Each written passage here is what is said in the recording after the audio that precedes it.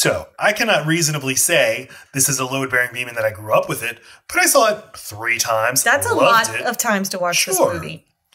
Yeah, over the course of like 3 or 4 years, whenever I'd think about it, I'd be like, oh, I love that movie. That's such a good movie. And then, just browsing around movies. What movies could we talk about? What would be good fodder? And I looked at this one. I thought that'd be interesting. As we're watching it last night, and I'm like, not only was I right about how much I love this movie, I wasn't right enough. This movie fucking rules, and I would have been upset if you didn't like it. Because you had the most audible violent reactions to this movie that we had that have since Beavis and Butthead, maybe even more than Beavis and Butthead. I groaned a lot. You did a lot of okay, that's different. That's more I'm so amused and you've blown me away at how ridiculous this just happened. I don't know. It did it right, I guess. It kept surprising me and grossing me out, but enough. It was palatable enough that I can keep going. Mm-hmm. At no one point did it do something so offensive that I said, nope.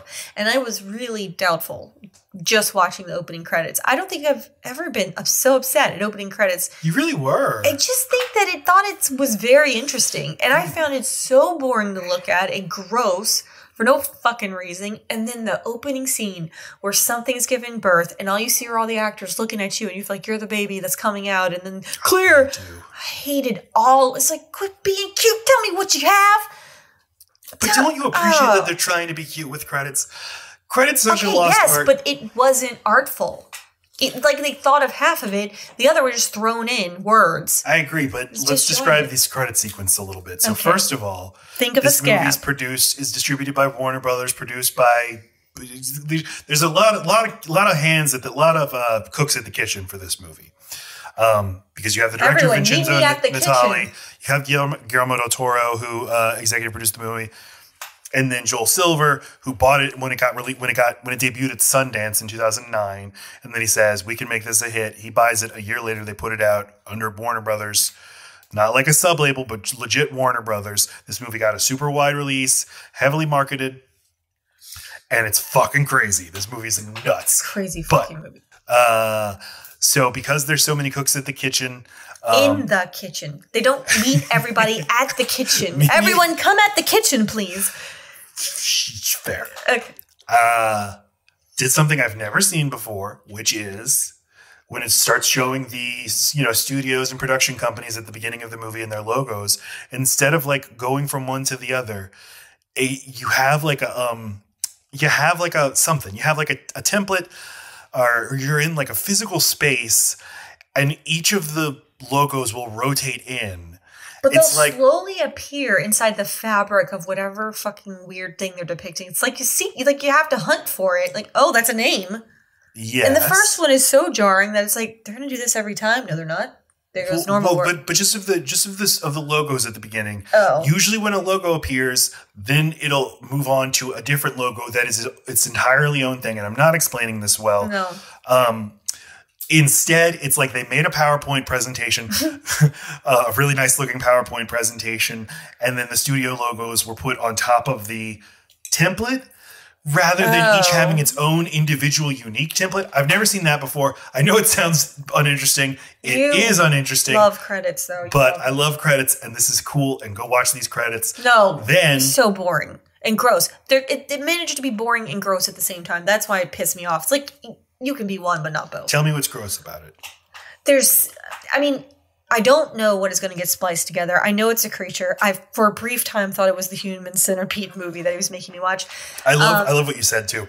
You said, is this going to be a Human Centipede movie? Like there's a genre? Yeah.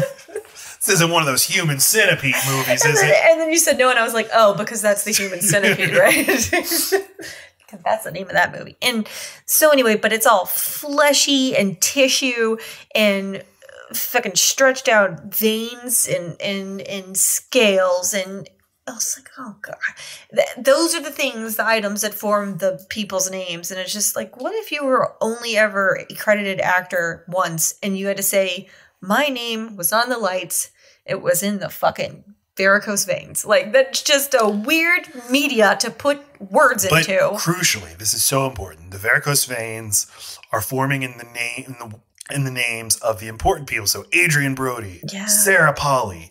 Then as it goes to like, and this is one of those movies, and they're doing this more and more these days, I don't like it, where traditionally you have your actors who are above the title, you show them, then you do the name of the movie, then you name some more actors, then you move on to the crew. A lot of movies now will save the name of the movie for the very end. So traditionally, so now it's like, wow, all these actors are above the title. Oh no, they're just all that's all they have.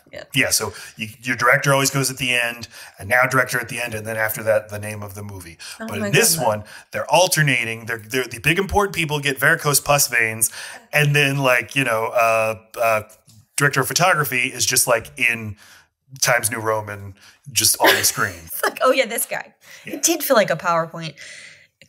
I don't know. There was something disjointed about it and unprofessional about it, and that I think it thought it did a really good job, and that's what pissed me off. Like, I know you put a lot of work into this, someone did. So right away, you're boring as fuck, and then it smash cut straight to them like we're inside the womb, and it's just all the doctors for some reason reaching in to get us, and okay, here it comes, and then it's flatlining, paddles, and it just quit being cute with the fucking camera. Tell me what am I? What just gave birth? So you're agitated because you know. I wanted to see how gross it was going to be. The credits were making me feel like it was going to be so gross, and then they go right into like, I'm not going to show you. I was going to be so mad if it was one of those movies where they don't show you for a long time. Luckily, all right. Well, counterpoint. All of that is good. All of that is good mood setting. I was annoyed. Get you in the right frame of mind. Shocking. You're annoyed. I just didn't know if it were going to be a good movie. I'd realized it was going to be good. I would have tolerated more. I truly didn't know that you thought it was good until the movie ended. Because I kept declaring like, great movie. I'm so right. I'm so smart. And you were just like, nah. The way you describe me. It's true. Why do you not run from this house and never look back? Because I'm always in a mood. You're not always in a mood. You're in a mood at night when you're tired. And we never see each other during the day or the morning. So perfect marriage. Well, we got to do something about that. We have a podcast where we talk. Where you force me to talk at night. Yeah. Well, we were doing it during the work day. That was bad. Too much anxiety about people emailing us and needing things. And us getting caught. We sit out by our fire table and we play games. Yeah, okay, it's sad that you're listing ways that you do enjoy me, because that means the list is short enough to list. So let's just keep going. What? There's no list. I enjoy being with you. You're my best friend. We do everything together. See? We work together. It's just that we work in separate rooms because you talk a lot. I baited him into saying all that nice stuff. Ha! Schooled you. All right, go. What were you saying? Okay, all those things are cool. Oh, he's not talking. That's fun. We're on a fucking podcast. All those things are cool. Mm-hmm. What's happening? What is born at the beginning of the movie, or what are they working on? Ginger. They already have a Fred. They make these blobs that look really shitty. You say that we couldn't get an answer on whether they're CGI or practical. I think they're practical. They look like hand puppets. And what it's looked like to me is like that is some cheap CGI that they didn't have enough money to make look interesting. Like it looks like a placeholder for something better. One of the first things you see, though, so like that'd be a shitty place to put your crap CGI. Well, because so much of the budget is going to go to Adrien, who is the Splice, and looks wonderful, is so well executed. But these little monsters that they make look really boring and they don't look just non-specific. They're just blobs that blob around. Do we need to care about this? The point is they're blobs, and that means that these scientists are geniuses because they found a way to splice all the ugliest parts of ugly already animals and make a fucking blob. Do you understand what the point of these things is? Like yeah. What they plan to do with these things? They were using a vessel mixed with all of the most beneficial parts of the other animals to try and make a maximally beneficial protein to help with animal feed. But that was supposed to be a springboard into developing it for like medical reasons and human health. Yeah. So they're Adrien Brody and Sarah Polley. They play Clive and what is her name? Elsa. And Elsa, so fucking distracting. Why? Because there's a very, I mean, Elsa to me is obviously Frozen, but also very much atypical, the show. That's the, it's a distracting theatrical weird name to use, but it's fine. I got over it. I'm okay. Yeah. Well, they're kind of like us because they're married. Actually, I don't know if they're married, but they're romantically involved. They have rings. Long-term partners. They work together. They play together. And they have a research company who is funded and in contract with this big pharma company who is directed, they want to do science their way, but the pharma company's like, no, we want you to do this. I've learned a whole lot about venture capitalism, about investors, and about what happens when you take on money from investors, that you get ruled by their needs. The investors are interested in this podcast, to be clear. You only get so much amount of time to do things at no profit, and they force you to do the part. Even if there is bigger plans to expand the original part behind it, they will always make you package in an immediately profitable part. So it sounds like these guys were at the end of their funding and at the end of their grace period before they could kick into their it's boring. What the pharma company wants them to do, horse feed company, but go ahead, is like, no, we want you to do like boring stuff. Can you just like use this to make a thing? No, they just were out of money. All the investors were getting pissed that they weren't getting their return investment yet. So they had to do the part that they were able to at least, they got to the point where they could extract a protein. They just had to capitalize on that and pause the rest of what the science could do one day and make use of what it can do now, so that they can start selling this stuff to self-fund the project. So the investors are no longer sitting there with empty pockets, because the investors are just like a board of directors. And so you're constantly getting people like, well, where's my money? Yeah. You're welcome. Thank you. They want to, there's like this understanding, like, we're going to be doing revolutionary shit. We're going to be splicing. We're going to be cloning. Dyson. All kinds of shit. And the company's like, great, we're really excited about that. But first, could you just like make some money, like in a really straightforward way? But there is kind of this stealth thread throughout the movie, or you don't realize it until the movie ends on like this. Like a phantom thread? It's like this phantom thread, where everything that Sarah Polley and Adrien Brody are doing to Dren, their creation, the company has been doing to them, because like it's using them to do all kinds of inhumane things. And in the end, it's going to either profit, or if stuff goes horribly wrong, they'll just write a check and sweep it under the rug. But it's like, I thought like no one in the world knows you exist. So that worst case scenario, we'll just kill you. that all their experiments are also happening on a bigger level that you're not totally seeing. You're just seeing sort of a faceless corporation, banally making decisions that are encouraging people to do all kinds of crazy things. To your point, Matt, to extend your parallel story theme there, they are both guilty of creating something that they wanted for one purpose and not realizing and not appreciating that they were creating something much more powerful than they meant to, with much more autonomy than they ever meant it to have. So in that way, the scientists are that for the corporation, and obviously Dren, they both become gods in their own ways.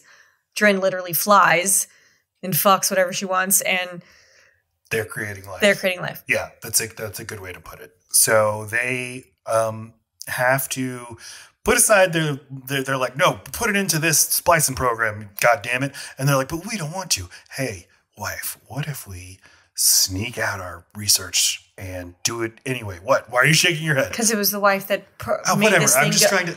That's a big part of the story. Is that Elsa's the driver of this? She's made the demon so many times throughout the movie. That's true. I mean, I think of her as being the driver of this thing. Is a child, is a person. We need to care about it as a child. Opposite. It goes there, but the whole time she's just trying to. Well, I guess we do figure out that that's what she wanted to do, was create an experimental child, and a child to experiment on in a way. Experiment her mothering on. It's a weird subplot. Yeah, and eventually we find out she put her own DNA in there too, so it's like she can recreate made a baby herself. Elsa. Well, I think she wanted more of a chance of connecting to it because that is what a baby would be. So, okay. So after there's a scene before all this starts happening where Adrien Brody asks her, doesn't want to move in a particular house because there's not enough room for a baby. And you can tell she does not want to have a baby. Mm-hmm. So they're struggling with this. And we don't know why she doesn't want to be a mom, but she's a fucking professional scientist. So we don't think like she needs a reason. She's like, yeah, she doesn't want a fucking baby. Well, I was wondering, why does a woman not have a child? It was very confusing. Well, they make that very clear that there's no time to even be like, yeah, why would she want to? She just made a huge scientific breakthrough and she's got a banging bod. Why would she want a fucking baby? So I bought all that. And then it turns out, no. She desperately wants a baby, but she's so scared that she's going to treat it like a prisoner the way she was treated. So she wants to first experiment on a non-human. Cool. And she does make her a prisoner and very quickly torturing her. And she oscillates so quickly from treating Dren like a person, a child, a precious tiny angel baby, to sit, stay, go in your place, like to a dog. Well, like when Dren pleases her or meets her expectations of what a pretty young girl will do, smart. Great. When she does not, Elsa very quickly snaps into her mother. Like her whole face changes. This is the worst part of the movie, I think, is this plot. Yeah, it is maybe the laziest I've ever seen it. They put it there, but they don't do enough with it. Like I can't think of another movie where something that was supposed to color the way you see a character is their tortured childhood, and they make it very clear that she had a bad childhood, but they never do any kind of a flashback. And they very specifically have the character say she won't talk about it. So we're not allowed to know at all. Yeah. We don't know what kind of things happen. All we know is she was not allowed to have dolls or toys, and we know that she lived in a room that looked like a crack house. Yeah. It's very weighty stuff for the movie to just kind of casually. That's what it is. So casual. And it's like when you know that it's just there it's not just there for like shorthand about who she is, because this is very important to the movie. Right. But this is sort of the weakest piece, just because it doesn't have the depth of the other stuff, of the main thrust of questions about science, humanity, parenting. I mean, parenting, like literally what responsibilities do you have for bringing life into this world? Even stuff like abortion. It's dealing with all these other things in just a much better way. That's all. Yeah. I just they needed a reason to explain a lady person not being completely maternal. So the way that they figured that out was, because she had a horrible relationship with her mother. That's why she can go from wanting to keep it alive to wanting to kill it. That makes sense, right? Because she was tortured. Yeah, not just that makes it sound so much shittier than it is. But that is what they were struggling with, how to make a strong female character that wasn't inherently maternalistic. She wasn't dying to have a baby. Then she couldn't help but be totally protective of the thing that she made, but they couldn't let her just be a normal human that would have struggling thoughts with that. It's because she was kept in a cell and she only had this ugly Barbie that she had to hide. Well, let's talk about what they create. And they do it in secret. They're not supposed. They could go to jail for this. They have a giant secret lab, luckily. Well, they own the company. They own their lone lab. So, but there's tons of scientists off the books. They're not telling their other employees about it. They're like Scott Stappen with arms wide open. They're creating life with arms wide open, and they are going to splice a human, ironically, born without arms, with a chicken and some other animals. We could only figure out that it was a chicken and a human. And a dragon. Where did the scorpion tail come from? And a scorpion. And a dog. And a scorpion. Scorpion. I don't know. But their plan is they're going to kill it before it comes to term, because it's gestating in an artificial womb. They just need to see that we got some human DNA to mesh with this other. We just want to see that it indeed will grow. But as soon as we know it grows, we'll kill it. And then we'll put it on ice, which is how they... But they don't kill it. They let it get born. Elsa does. Elsa does. And we don't know that she doesn't mean to. She's the one checking on its gestation every single day. And he says, how did you let it get so big? And she said, it wasn't that big this morning. So. But it does grow exponentially. It grows really fast. I still wish I knew and understand how much time went from start to finish of Jordan's life, because I assume it's a few months. Yeah. Okay. So this thing gets born, and you have some very alien, like literally the movie Alien sort of energy with the little creature running around the lab that you can't see. It's very scary. This is really, really well made horror for a little while. Jurassic about this Parky. creature, Jurassic Parky, yeah.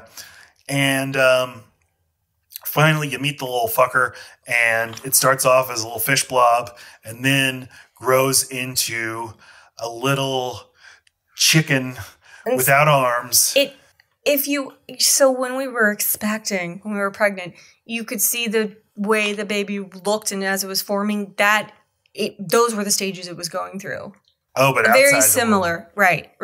But like that elongated head, because it used to be a body with a tail, and it just slowly gets smaller, and like the seam. We were all very ugly at some. So it's like, at what point, are you allowed to terminate that? It's like that's just one big abortion story. At my most disappointed with the movie, I was like, oh God, this is just one big movie about abortion. When is life okay to terminate? They're having her experience her entire life out of a womb to show us that it's a person before you think it is.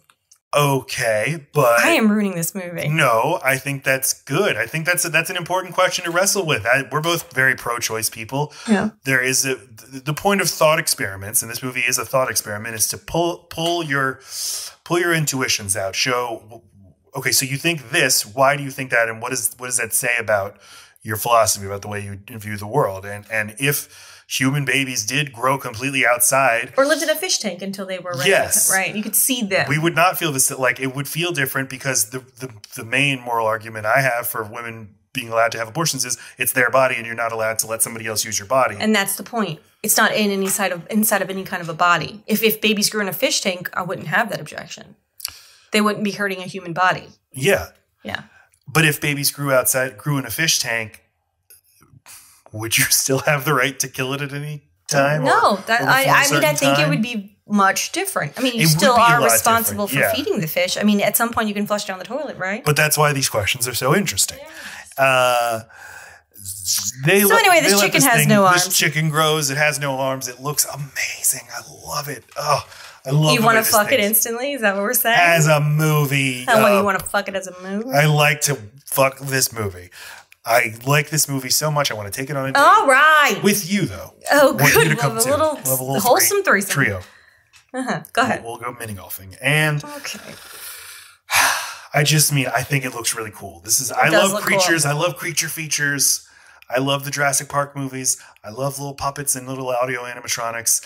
And when it's in its little toddler phase, it's a really cool little audio animatronic. Augmented by some CGI, but it looks awesome. And Adrien Brody is like, dude, holy shit, this is going way too fast. All of a sudden, we have this weird little evil, maybe carnivorous baby that's trying to kill us. But that has a poison tail. Kind of cute. Poison tail that we have to keep a styrofoam cup on so it doesn't kill. But is it also a dick? And they're also learning stuff. They're trying to conduct their experiments, like day 7.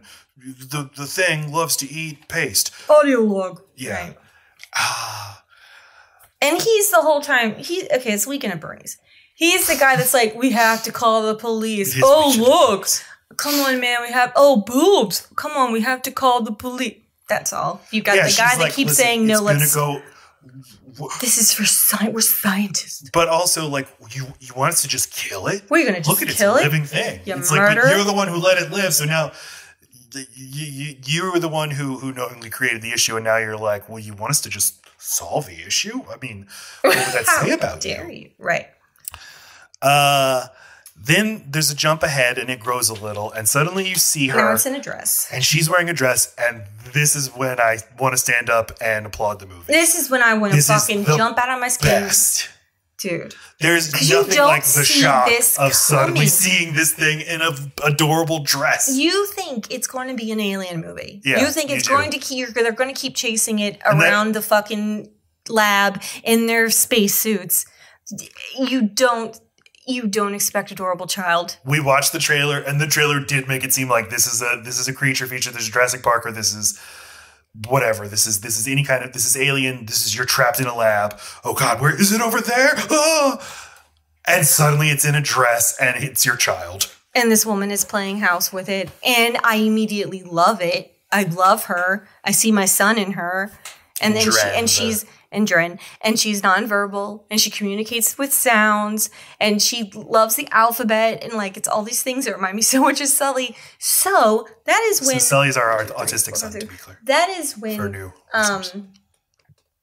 number 1 on my 6 things it did that were too much for me list happened, which is child in bad living conditions / captivity / in danger.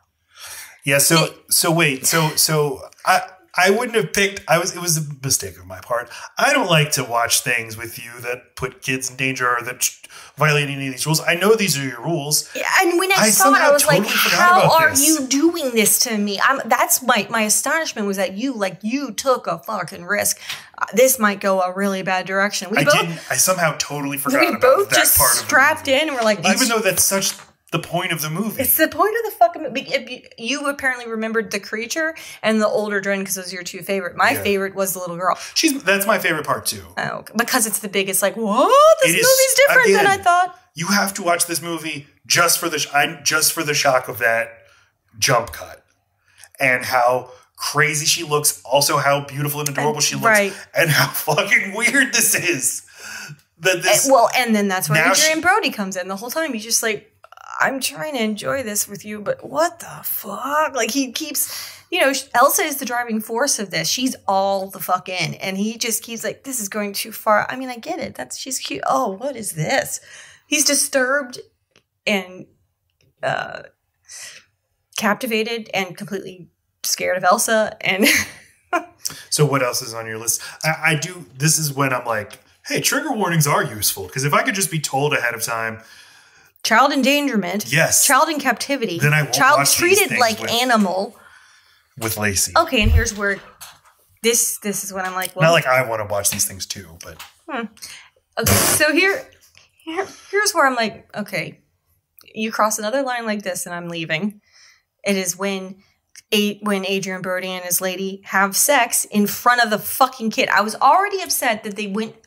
Okay, they're in a storage closet because they're about to get raided and found out, and the kid's too big to live in the lab. So now they have to go into the downstairs big storage area. They bring her down in a fucking box. That's fine. And now she's got her own little bedroom where Elsa tucks her in.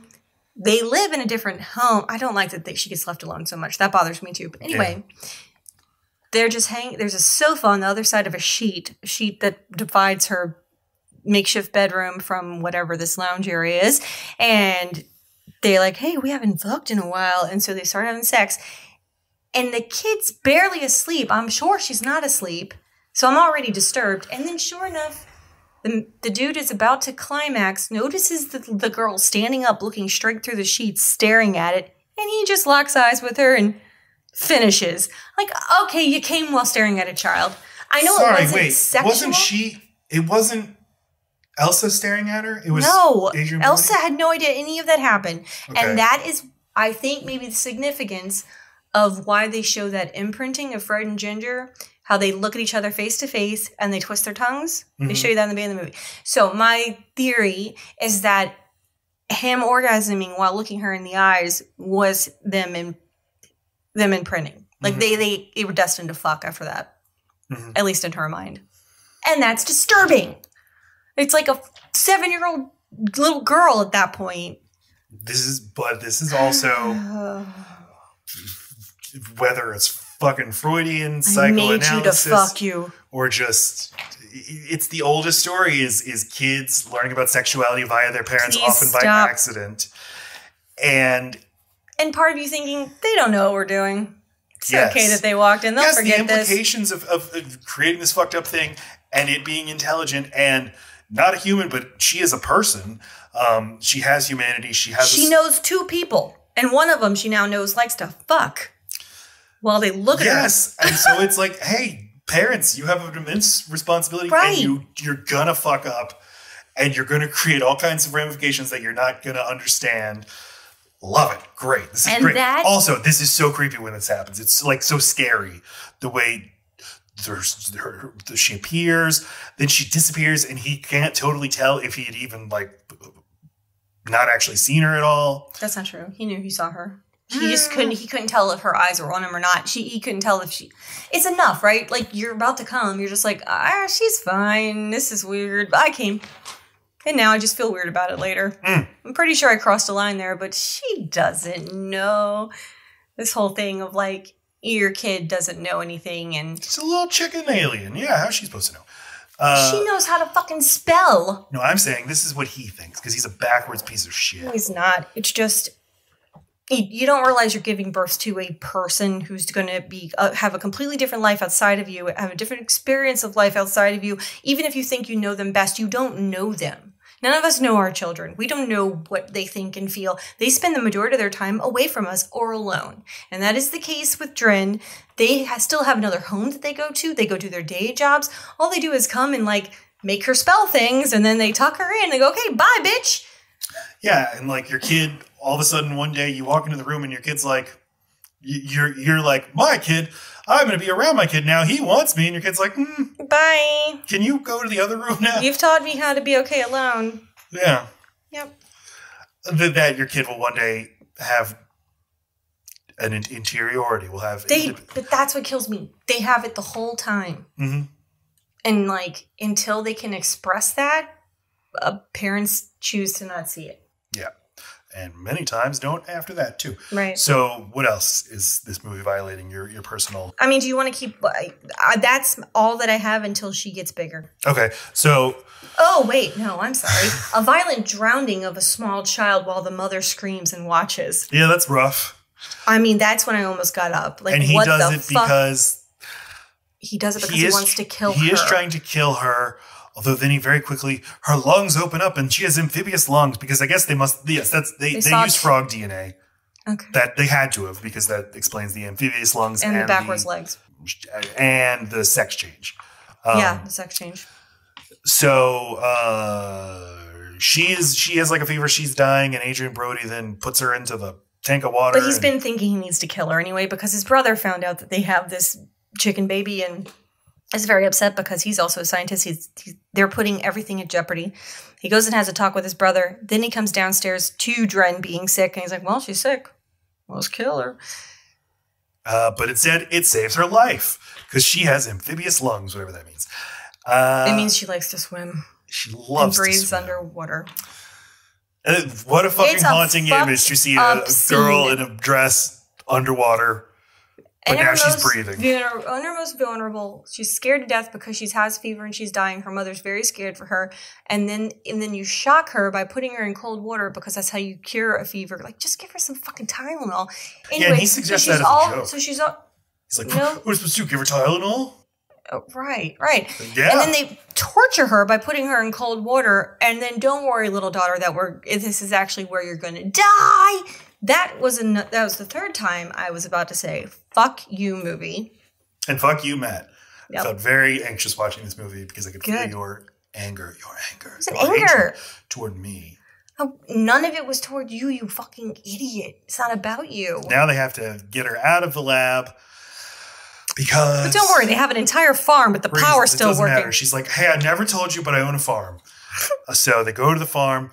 Dren is growing really fast. Now she's played by the French actress Delphine Chanéac, who does a wonderful job as adult Dren. Dren is a grown-up lady now. Torso and up looks pretty human with, some weirdly misplaced eyes and a thing on her head. She doesn't speak. What thing on her head? She's got like a line going down her that head, completely seals by the time she's that age. Oh, okay. She never learns to verbalize, but obviously she is very intelligent. She can spell things. She makes sounds. She communicates with her voice. She has desire. She wants a cat. She wants to be free. She wants to run around the woods. She wants to hunt rabbits. She wants to just not live in a barn. But also she has, because, she has these natural instincts to hunt and all this shit because they made a fucking spliced human animal thing. Yeah, also kids like to play outside. It's not fucking science, yeah. But yeah, okay, so a teenager, good word. She's a teenager. She's getting hormonal, having sexual desires.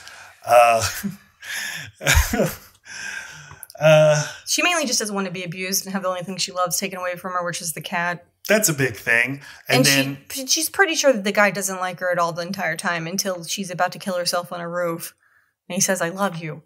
And then she's so happy and she hugs him. Oh, when she hugs him, it's like, Jesus. And then it turns.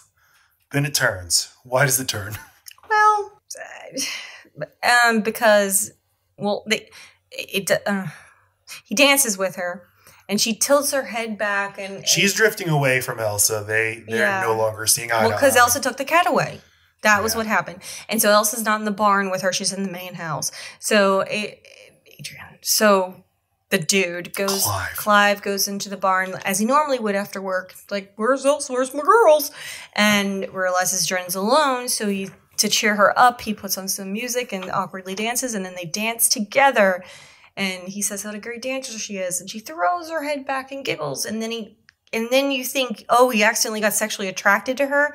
But what he realizes is he sees Elsa's neckline and breasts or something. Like, something reminds him of Elsa, and he immediately knows. It's just like picking up the DNA that Elsa used was hers. Yeah, and just picking up. Yeah, you're my wife, kind of. That's nice. That's a nice little thing. You're my wife, kind of. For you to say about him. Okay, but you know how you look at your kid sometimes and you're just like, if you're biologically related to your kid, you're like, oh, there's that thing of mine. The thing that That trait of mine. Oh, yeah. Yes. Yeah. Right, but I don't look at Sully and go, there's my husband. There's my husband. There's that thing of mine. I'm going to pet you on the monitor later when I'm looking at you and you're in the tub. To be clear, you just recognize a trait, some sort of... Yes, so he realized in a flash that, okay, that's where she got the DNA so fast. But you don't question a scientist when they just show up with DNA. Like, I got some fucking DNA. Okay, so that brings me to number 4. Which I don't know if I'm jumping the gun here, but they fuck naturally. So he, in like 2 more scenes, he does finally get around to having some sex with her. And I know she's supposed to be a young adult, but small boobs, no pubic hair, completely childlike behavior and maturity and innocence. So no, he's fucking a tiny little girl. She's like 4 months old. I'm not okay with that. I don't care if she's hot. She doesn't know she's hot. She's a fucking baby. And then she's a baby based on a human timeline. I mean, yes, obviously this is crazy and fucked up. She has no experience. She's got no other option. He has all the control. It's not okay. Mm-hmm.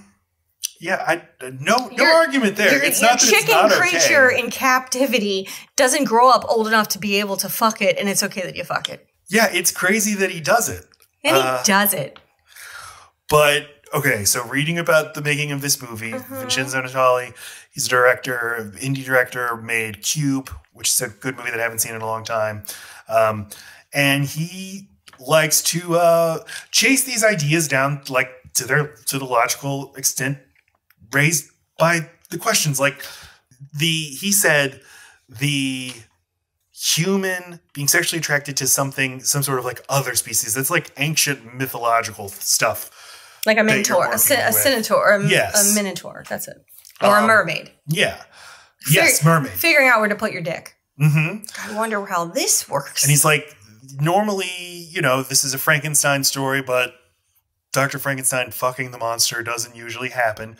And it's not like, wouldn't it be so fucked up if Dr. Frankenstein fucked the monster? Well, but what if the monster was also your wife, was accelerated, had a big libido and was seducing you, and you were growing distant from your wife too, and also your life is so weird and secret and crazy. Nice that you think that she was seducing when all she wanted was affection, and the only way she could get it from him was to be sexual. True. Well, you're denying her sexual agency. She's 4 months old. She is not 4 months old. Oh my God. But you're using thank you. I'm trapped in my human thoughts. I'm saying her experience level. She's got no options. He's got the control. It's not okay. You don't get to say that she's being sexy or coming on to him. She's doing what he has signaled he wants from her. That's how grooming works, Matt. That's not what this is.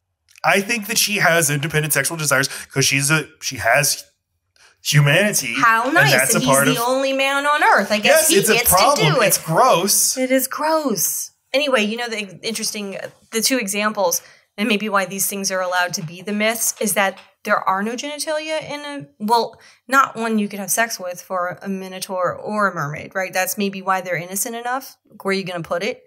Mm-hmm. So, and then the whole time you're really not sure if she's got an opening down there. Like, I don't know. She's got a tail. Mm-hmm. And you never see it. He just goes in it. Like, well, I guess she had one.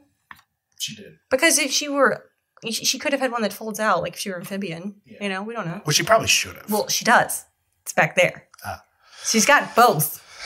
Yeah. She's got the dick and the... All right. I think director Vincenzo Natali would be delighted at this conversation because... we should send him the reel. You're saying she's 4 months old. I'm saying she's not 4 months old. That you have to, in this case, think of her as a young adult or something. Even if she literally is 4 months old, I'm not a simpleton. I understand. It's just that his memory of her is as a little girl 2 months ago. So I'm saying he has too recent a memory of her being small and helpless. And guess what? She's still helpless except she can fly. Except for she's a fucking creature someone's going to kill or captivate immediately. So she's still stuck there. So guess who she gets to fuck? Her dad. But it's so weird to him that it's like, what rules are there anyway? Yeah. He built a fucking... he built a I just admire that this movie goes there. Yeah. And then after this happens, there's more. And his wife catches him, they then have to go have a conversation about whether their marriage can survive the fact. The most uncomfortable walk of shame I've ever... When he goes into that apartment with his slumped shoulders... I mean, how do you rebound from your wife catching you fuck your chicken baby? I don't... Is this... we skipped a part. He has all this sympathy for her and wants to go, make sure she's okay because Elsa ties her up and takes away... She's got a venomous tail that she used to kill a cat because she was upset with Elsa. So she used it to show Elsa her... Look, I'm strong too. I can kill this cat. You're next. So Elsa strips her naked, and now we get to see her boobs and hairless vagina. She's like a shaved cat. And she's strapped down, clearly in pain, and then she basically gives her like a circumcision. I mean, she's basically taking her libido away. Yes, she is torturing. This is torture. It's fucked up. Yeah. I didn't even put that on my list. It's supposed to be fucked up. Yeah, I didn't put it on my list. Anyway, to make her feel better, he has sex with her. Yeah. That's nice of him. It is a fine line. Fine line mean... I've never understood fine line. A fine line means a short line. Means you could very easily tip from one place to the other. Fine line means that it's thin. So yeah, you don't know when you're crossing it. That's what I'm saying. It's so thin. It's not short. Short is how long something is. What short? Thin is width. I meant the width. You're a graphic designer. You need to know the difference. Oh, fuck off. Okay. So fine line between a movie that's bring the cooks to the kitchen. Exploring, quote unquote problematic themes, and then a movie that's problematic because it has this fucked up stuff without being aware it doesn't grapple with it. Yeah, that's what this movie's all about. Where are these lines? And it's to make us wonder what is a human being? What do we owe to kids? What do we owe to animals? What do we owe to gorillas and chimps?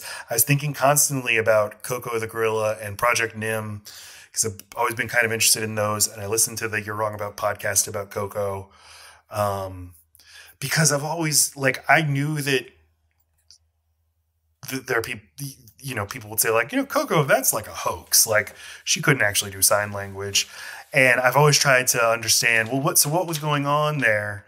And that the You're Wrong About podcast did a great job of explaining what exactly was going on there. But I didn't know that basically this idea that the popular narrative was this scientist sort of raised a gorilla as her own daughter and taught her sign language, and this gorilla can communicate beautifully and prolifically in sign language, And that is not totally true. And that was pretty quickly debunked. And in the 80s... I feel like you're setting up a straw man. I don't know if anyone said she beautifully articulated. Like, she's there just fluently talking. I don't think that's what anyone thought. When Coco died... she wrote a note. Tons of obituaries said Coco, the gorilla who mastered sign language. Yeah, mastering the ability to do it at all, not mastering the way a human could perfect it. You're objecting to a very small thing. No, I'm not. It's the difference between Sully being able to say yes, no, and okay, and someone talking in a conversation. The popular understanding was she can do sign language pretty damn well. It's all right. Okay, go ahead. What's your point? And that she communicates on the level of, say, a 4-year-old child. Wow, how amazing. Gorillas are so smart. Now, and apparently in the scientific community, this was understood in the early 80s that that's not what was happening. And then all these experiments of raising apes as children and trying to teach them human language stopped because we suddenly saw, no, we can't do it. And it's not because apes are dumb. It's because they have millions of years of evolution that did not allow them, where they did not develop human language development. They have their own unique tools that human beings don't have, but you can't just suddenly start to teach a gorilla, even if it is brilliant, how to do sign language and how to actually communicate in sign language, which is its own full language. What was actually happening was she knew how to do lots of signs and got positive reinforcement for doing the right ones. And then her trainer would also say a lot of things like, she's saying this, she's saying this. Oh, yes, Coco, that is blah, blah, blah. It's just making me think of ABA therapy. The idea of raising a kid, but it also being a science experiment. Right. This is so disturbing. Thing is winning you. But it's also, I'm sorry, it's also like, how else can you do these experiments? Well, why do they need to be done? I don't know, but I'm kind of glad that they are. But then it's also you're not up. Coco? Yes, I'm not Coco. I'm just saying it made the woman a star, not. And yeah, you always have to be. You always. It's like someone who raises their precocious kid to be a child pastor. Like, he just really loves Jesus. Like, no, he's just trying to make you not beat him at night. So he's a really precocious child who can also do sermons at the age of 10. We watched a documentary on that. It's any child performer, right? It's like that's his captivity. That's not, I mean, I think she had a good life. How do you know? I'm sure she wanted to live, in her own habitat with her own fucking other people who could talk her language instead of struggling to communicate with this woman who gave her fucking, chiclets? I don't know what she gave her. And cameras. I'm sure getting cameras and having lots of people crowd around you was super fun. I'm ruining all kinds. Yeah, you are. Well... Twist, Dren can change sexes. And does. And does change sex. And the male version of her, not bad. Also, female version of her, not bad. All right, we already know that you like the... Okay, we got that part. Who knew that? I didn't know that. You didn't know that. Nobody knew that. You said it at the beginning. I did? Yeah. The beautiful Dren. That's how you said it. Yes, but I meant beautiful like how I said Coco signs. Beautifully. Maybe it was your huge erection that made me realize what...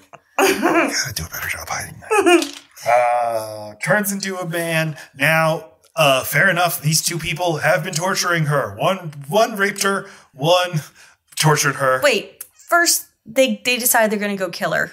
I don't remember why. Do they? Yes, and then they go in and she's in the tank and she's drowned. So like, oh, well, we don't have to kill her. I don't remember why they were deciding. Oh, because they went and had to talk about their marriage and decided they needed to end it because they were crossing lines all over the place. Some of us were making humans, other ones were fucking it. So now we need to kill it. Let's kill our sins by killing Dren. They go to the barn to kill her, but Dren's already appeared to have drowned. She's again in the water, staring up creepily, but we should have known. That just meant she was going to morph. So they go and bury her.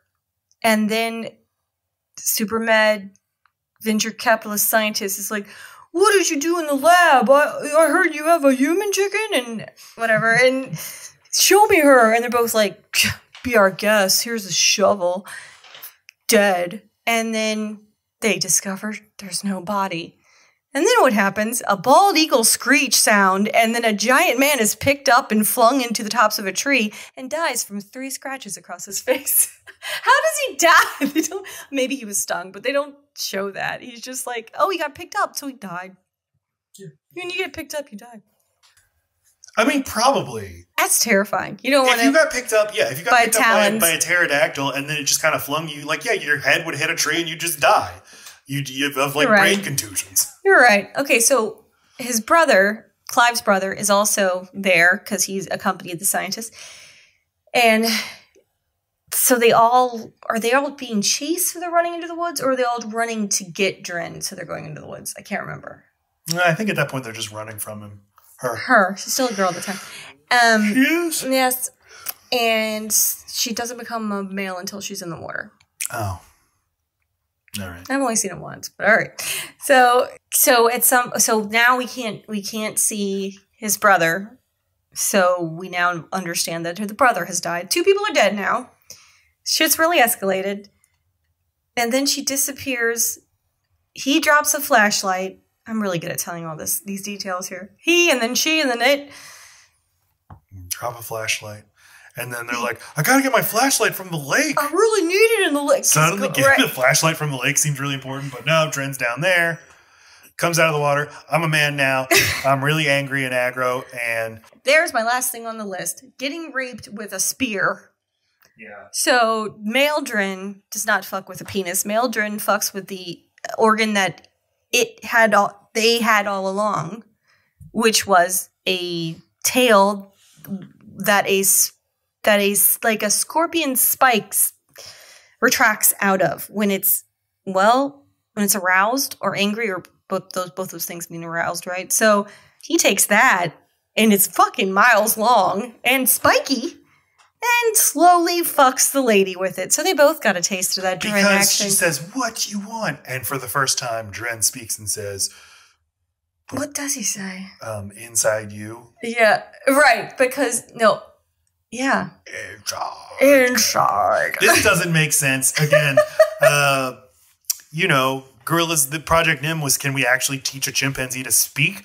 No, because apes don't have human vocal cords. It would take millions of years of evolution to get them. It's not like they just were not taught how to speak. How would she suddenly, or he suddenly, now I've got these things, I can use them. Whatever. It's still creepy. It's creepy. She gets pregnant. No, okay. Wait. Adrien Brody dies. They kill Dren. 3 people are dead now. And smash cut to the lady with the head board person of the whatever. Of the big pharma company. Mm-hmm. Making some kind of $1 million deal because she's agreed to do something. And then she pushes out from her chair and she's pregnant. Big fucking duh. And, okay, I get it. Okay, so she's going to have an alien baby. Very interesting. What about the 3 dead people? What did they do with that? How are all of them not in jail? They don't explain it all. Oh, because the cops are in the pocket of the pharmaceutical company, man. It's a horse feed company, and... No, it is a pharmaceutical company. Fine, whatever.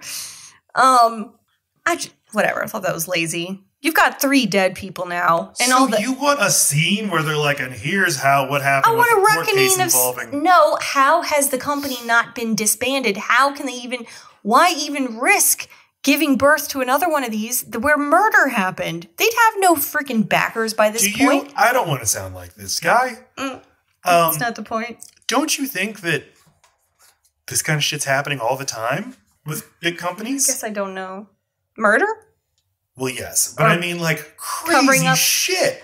Because we're always learning about crazy shit that they're covering up. Not spent 3 billions of dollars to... Talon murders. Has killed millions of people and had to pay billions of dollars in damages for it. And they're still profitable because it's just the cost of doing business. Okay. So it's the cost of doing business is getting a woman pregnant by a chicken man. Because now you think of all the things you're going to learn. And if you don't, oh well. We'll just kill the 2 of them. Capitalism is out of control. This movie comes out, it doesn't make a lot of money, and it was marketed as a very conventional horror movie. It is not, and I bet the Cinema Score was really bad on this movie. And Cinema Score, if you don't know, is this company that does, surveys, in real-time reactions from people coming out of the movie theaters. Right. What'd you think of the movie? I loved it. Thumbs up. Just a hot and fast take of how's this movie doing? Yes. It's very hard to get below an A. Like the new Tom and Jerry movie, which has some of the worst reviews I've read in a long time, has an A- on Cinema Score. Wow. Because it's like, they had Tom, they had Jerry. Great. 2 thumbs up. So then we had this theory. But Splice has a D. Has a D. And so we had this theory that that has to correlate with movie previews that do not at all prepare you for the turn it's going to take. I mean, like, you're supposed to have surprises in sci-fi and in horror movies, but they're conventional surprises. Yeah. They stick to... This movie took so many moral, ethical turns that it luckily got right, but I can very much see walking out of that movie like, what? Well, I think the sex thing is going to throw people off, but I really think it's just, it wasn't scary enough, or there weren't enough thrills and chills. Oh. It is a very thrilling movie, but for, these interesting thematic reasons. Psychological. It's not a straightforward thriller. Then that does correlate with, that is similar to the other movie that also got such a bad score. Yeah, Darren Aronofsky's Mother notoriously is like either the worst rating or like equal to the worst rating of all time. I fucking hated that because it was marketed as a horror movie. Jennifer Lawrence, Javier Bardem, it's a horror film. And it's a torture a baby film.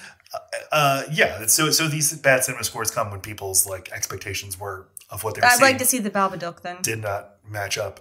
My mom recently was like, "Hey, we saw this movie in theaters. Do you know what?"